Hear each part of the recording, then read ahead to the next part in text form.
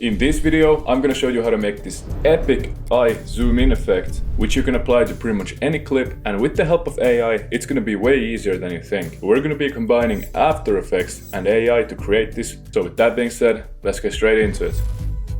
Alright, so we're gonna be starting off in After Effects, and I already have a composition set up here, so if you don't have with that, you can go over to composition and make a new comp. But if you already have that, we're just gonna go over to the project panel and we're gonna drag our clip in.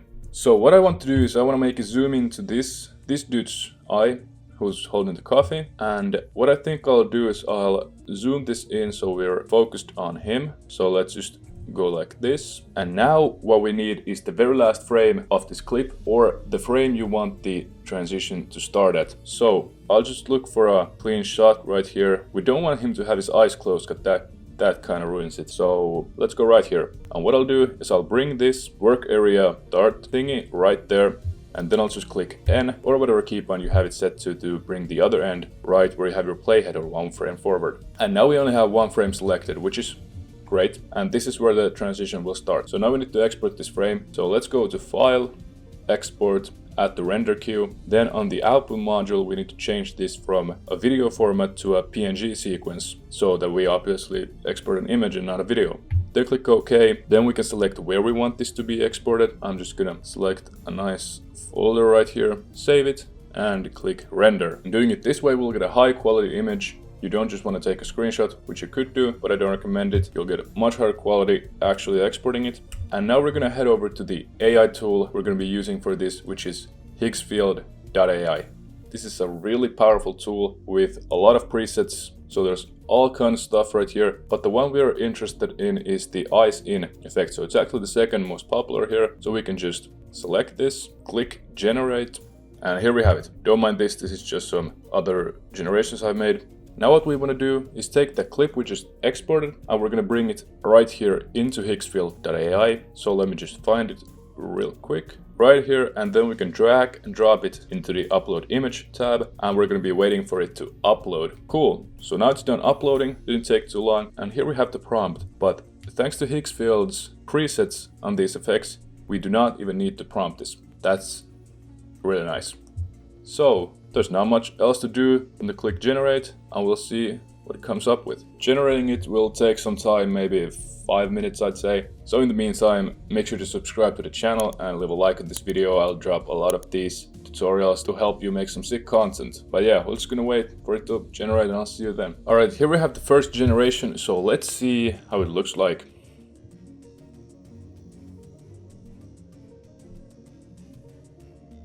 That's really good. The only thing I don't like is that his mouth is moving, and that doesn't really make any sense when he's not saying anything. So what you can do is you can click over here on the prompt, and it will add the prompt right here where you can modify it. So let me just quickly check this out and see if we could add a sentence or two somewhere. Maybe right here. So the second part of the prompt, which starts the camera move. So I think we might just type in here, his mouth stays shut, and then just add like a comma right there.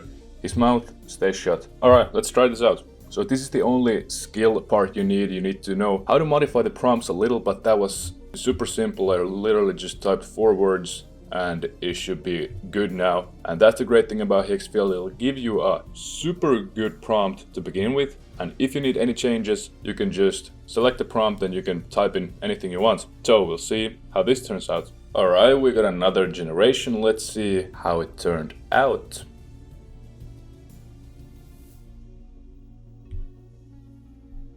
Now that's really good. I like that. Mouth moves a little, but it doesn't seem like he's saying a word.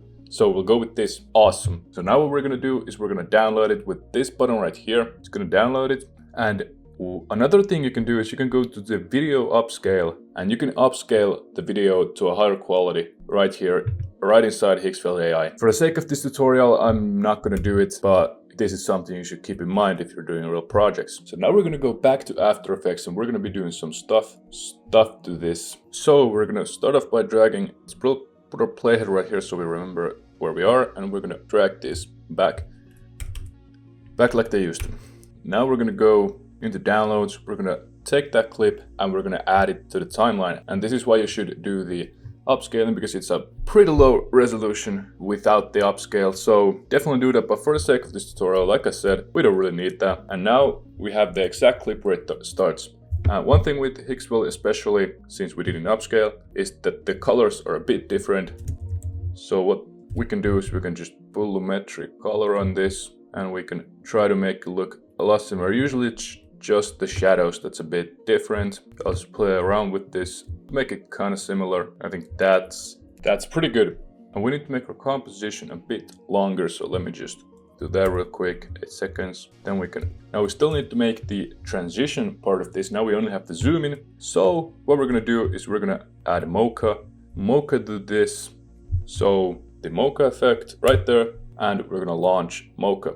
Now once we're inside Mocha, we're gonna go ahead and go to a good spot where we want the eye to start disappearing. So a bit towards the end, maybe right here, pretty nice. And we're gonna zoom into the eye and we're gonna take this ellipse thingy, circle thing, and we're just gonna draw a circle like this, move it a bit to the center. Then we're gonna adjust these thingies a little more so only the black part is going to be removed, and that looks pretty nice.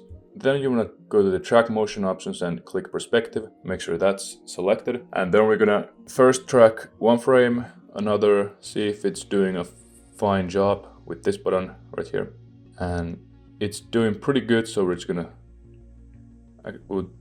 there it messes up, so let's go to where it messes up, and we gotta kind of adjust this a little bit, and now it's working a lot better. Looking good, looking good. Just a little. Mocha is doing a really good job at keeping the track exactly where it's supposed to be, and boom, there we have it tracked. Now we can hit Command S or Control S or click this thing, and then we can just close Mocha. Now we're back in After Effects, and with this clip selected, we're gonna go to the Mocha effect and we're gonna open the matte option and we're gonna create After Effects masks. Now it has created masks for us, and what we need to do is we need to check where we started the track. So I believe it's right here. Yeah, it's not moving anywhere when we go a couple frames back, but right there. And then we can just kind of cut this right here and delete the mask from the first layer. Now we have the mask tracked on this layer only. Cool. And now what we'll do is we'll duplicate this clip on the top one. We're gonna press M and go to subtract on the mask. Now the bottom clip is the actual little eye part, and the top clip is everything else but the little eye part. And on the top clip we're gonna press F and it's gonna bring up the mask feather. We're gonna make that maybe 2, and as you can see it extends the image, it extends the mask a bit. So on the bottom one we're gonna press M 3 times or something like that, and we're gonna increase the mask expansion so it covers the entire eye. Cool. And now the feathering makes it look a lot better, a lot smoother. So that's really nice. And now what we can simply do is we can press T on the bottom one and do the opacity just like that. And we can make it, actually I did it the wrong way, so it's supposed to be 100 on the front, so we can just time reverse those. My bad. Yeah. Now we have it tracked. Really, really nice.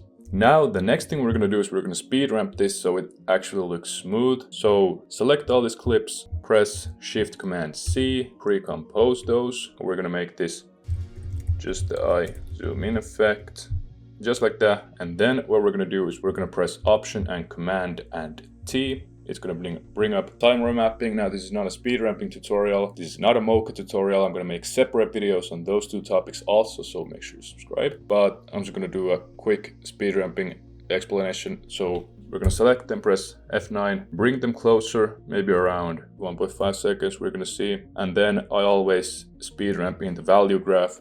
A lot easier in my opinion. And we're just kind of gonna do some graphs like this and see how it looks.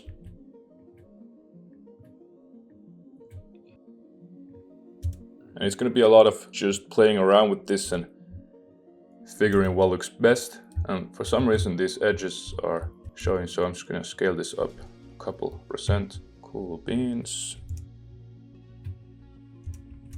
That already looks really good.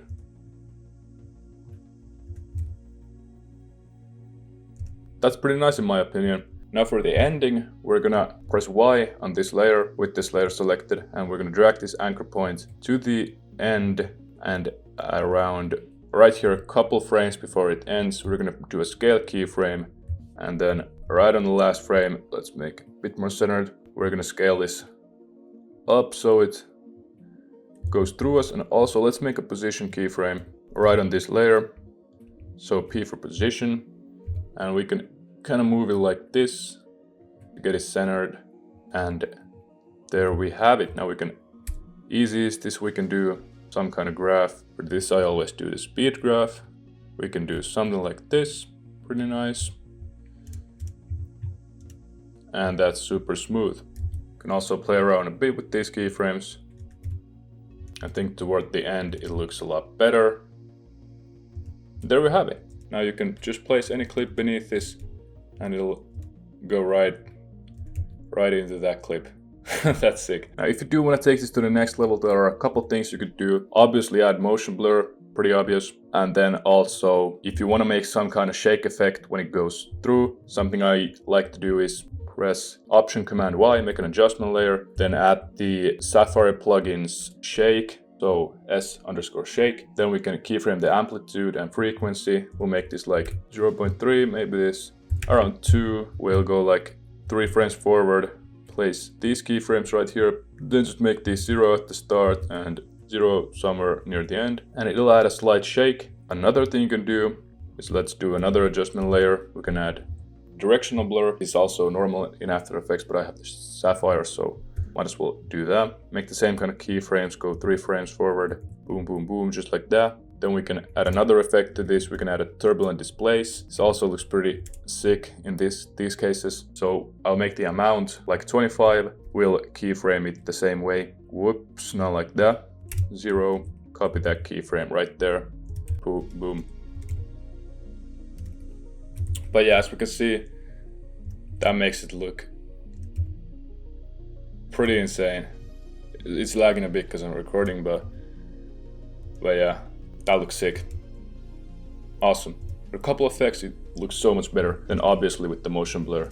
Enabled, it's gonna be really cool. But yeah, that's the eye zoom in effect. Hope you guys learned something. I'm gonna be dropping a lot more tutorials like these, using After Effects, using AI, all that good stuff. So make sure to subscribe to the channel if you find this helpful. And with that being said, I'll see you in the next one. Peace.